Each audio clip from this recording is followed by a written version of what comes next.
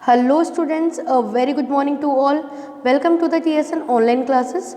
Today I am going to explain class 11 chapter number 6 and the name of this chapter is thermodynamics. What do you understand by the thermodynamics term? System and its surrounding. A system in thermodynamic refer to that part of universe in which observation are made and remaining universe constitutes our surrounding. Constitutes the surrounding. The surrounding include everything other than the system. System and the surrounding together constitute the universe. The universe is equal to the system and the surrounding. बेटे thermodynamics वो term होती है जिसके अंदर हम energy का दूसरी जितने भी पार्ट्स हैं, दूसरे जितने भी रूप हैं, उनके अंदर चेंज होने की हम लोग स्टडी करते हैं। यहाँ पर सबसे मेन बात है system and the surrounding. System और सराउंडिंग से मिलकर ही यूनिवर्स बनता है और जो सराउंडिंग है इज इंक्लूड एवरीथिंग। सराउंडिंग के अंदर सब कुछ इंक्लूड किया जाता है केवल सिस्टम को छोड़कर। सिस्टम और सराउंडिंग ही आपस में मिलकर यूनिवर्स को बनाते हैं। For example, if we are studying the reaction between the two substances A and B keep in beaker। यदि हम A और B substance की रिएक्शन की स्टडी कर रहे हैं तो यदि A और B को हम एक बीकर में रखें, the beaker contains the reaction mixture in the system and the room were the beaker is keeped in surrounding. तो ये जो ए और बी सब्सटेंस हैं इनको हमने बीकर के अंदर रख दिया है और वो जो बीकर है वो हमने सराउंडिंग के अंदर रख दिया है, मतलब कि रूम में रखा है और जो रूम है वो सराउंडिंग का वर्क करेगा। Note that the system may be defined by physical boundaries.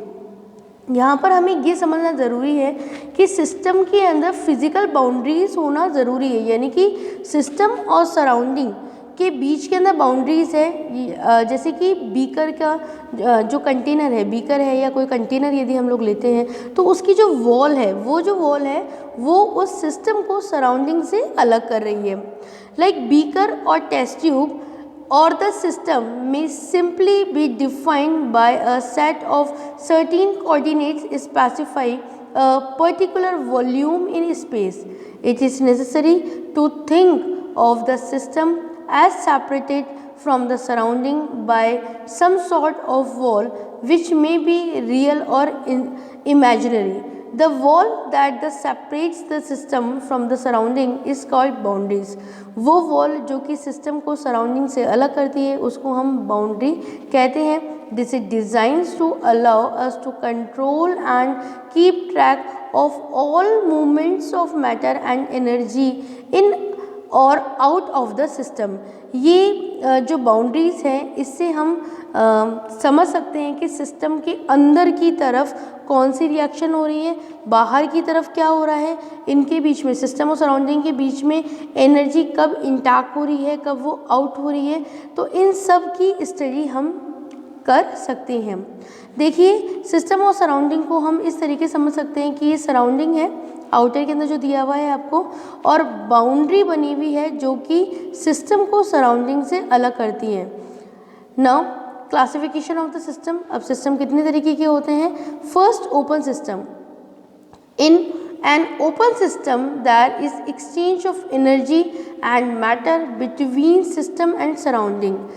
Open system जो होता है इसमें जो एनर्जी का एक्सचेंज हो रहा है मैटर के बीच में, सिस्टम जो energy and matter between the system and the surrounding.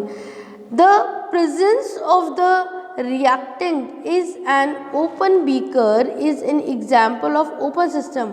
Here the boundary is an imaginary surface enclosing the beaker and reactants. Closed system. In a closed system there is no exchange of the matter but exchange of energy is possible between the system and the surrounding.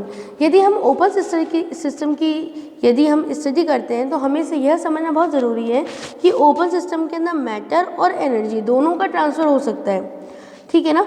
तो यदि matter और energy दोनों का ही transfer हो रहा है तो वो सिस्टम क्या कहलाएगा हमारा, ओपन सिस्टम। और यदि मैटर का ट्रांसफ़र नहीं हो रहा लेकिन एनर्जी का ट्रांसफ़र हो रहा है तो उसे हम कहते हैं close system. The presence of the reactant in a closed vessel made of concluding material copper और steel is an example of the closed system।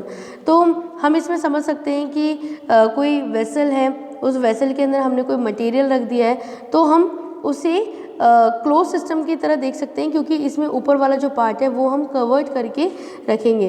तो कोई भी कॉपर या स्टील का कोई भी हमारे पास मटेरियल हो जिसके अंदर हम मैटर को रख सकें, है ना, तो वो हमारा क्या कहलाएगा, क्लोज सिस्टम कहलाएगा, क्योंकि वो पूरी तरीके से कंप्लीट होगा, ऊपर से भी वो कवर होगा। Now isolated system is an isolated system, there is no exchange of energy or matter between the system and the surrounding।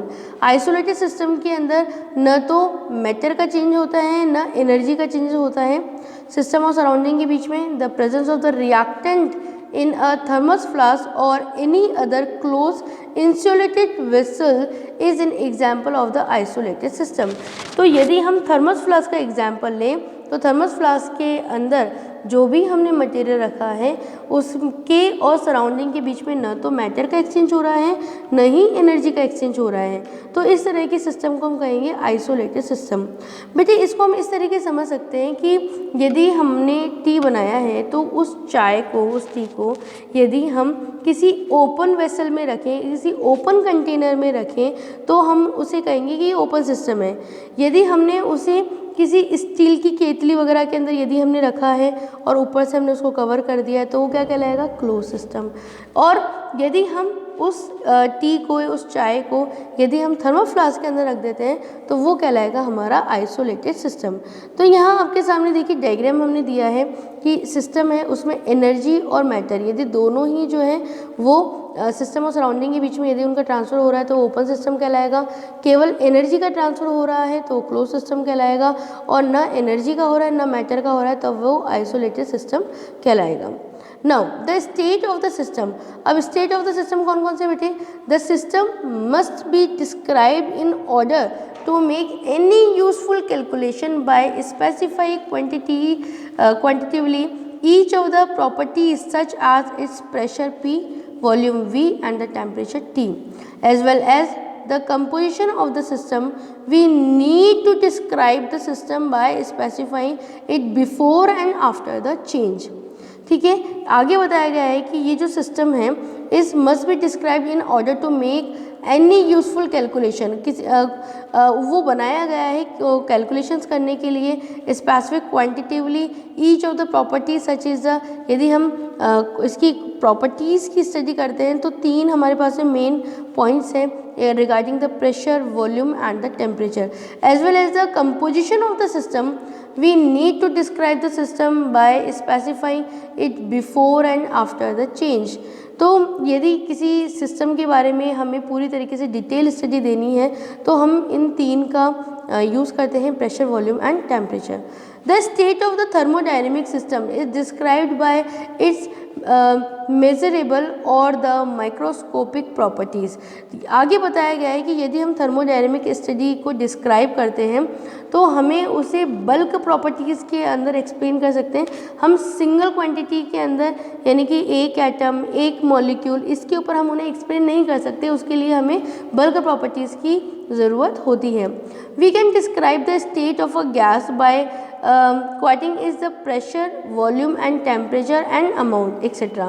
तो यदि हम किसी गैस के बारे में थर्मोडायनेमिक स्टडी कर रहे हैं तो वहाँ पे हमें प्रेशर, वॉल्यूम, टेम्परेचर और अमाउंट इन क्वांटिटीज़ की ज़रूरत होती है। Variables like P, V, T are called the state variable और स्टेट फंक्शन। प्रेशर को हम P से शो करते हैं, वॉल्यूम को हम V से शो करते हैं और टेम्परेचर को हम T से शो करते हैं। तो ये जो PVT है इसे हम स्टेट वेरिएबल्स या स्टेट फंक्शंस के नाम से जानते हैं, because there values depend only on the state of the system and not on how it reach. क्योंकि ये केवल और केवल इस सिस्टम की स्टेट पर डिपेंड करते हैं, इस पर डिपेंड नहीं करते कि किस तरीके से चेंज हुए हैं। In order to completely define the state of a system, it is not necessary to define all the properties of the system, as only a certain number of the properties can be variate independently। तो आगे बताया गया है कि यदि हम किसी भी सिस्टम के बारे में एक्सप्लेनेशन दे रहे हैं तो हमें उसकी इनिशियल स्टेट और उसकी फाइनल स्टेट हमें केवल यही बताना होता है। हाउ दे रीच, वो किस तरीके से इनिशियल टू फाइनल स्टेट में पहुँचे हैं, ये हमें वहाँ पे एक्सप्लेन नहीं करना होता है। Now internal energy as state function. Next हमारे पास में इंटरनल एनर्जी है, इंटरनल एनर्जी का टॉपिक है और स्टेट फंक्शन का। Internal energy of a system is defined as U. जो इंटरनल एनर्जी है उसे हम यू से डिफाइन करते हैं। दिस इंटरनल एनर्जी में बी इलेक्ट्रिकल, केमिकल और मैकेनिकल। ये जो इंटरनल एनर्जी है ये इलेक्ट्रिकल, केमिकल और मैकेनिकल फॉर्म में हो सकती है। The internal energy you of the system which में चेंज व्हेन, ये जो यू की वैल्यू है ये कब कब चेंज हो सकती है, व्हेन हीट पासिस इनटू और आउट ऑफ द सिस्टम, जब हीट किसी सिस्टम को दी जाए और या उस सिस्टम में से हीट वापस से निकल रही हो, आउट हो रही हो, या वर्क इज डन ऑन और बाय द सिस्टम, या फिर किसी सिस्टम के ऊपर कार्य किया जा रहा है, या मैटर एंटर्स और लीव्स द सिस्टम, है ना, कोई भी मैटर जो है किसी भी सिस्टम में एंटर हो रहा है या फिर उसको वहाँ से निकाला जा रहा है, वो उसे लीव कर रहा है। तो इन सब पॉइंट्स के ऊपर डिपेंड करता है यू की value. Now the next topic is work. We take a system containing some quantity of water in a thermos flask or in insulated beaker। यदि हम किसी सिस्टम के बारे में स्टडी कर रहे हैं तो यदि हम आइसोलेटेड सिस्टम के बारे में बात कर रहे हैं तो हम कुछ मैटर जो है, कुछ पदार्थ जो हैं वो हमने थर्मस फ्लास्क के अंदर लिया है। This would not allow exchange of the heat between the system and the surrounding through the its boundary and we call this type of system is the एडिबेटिक।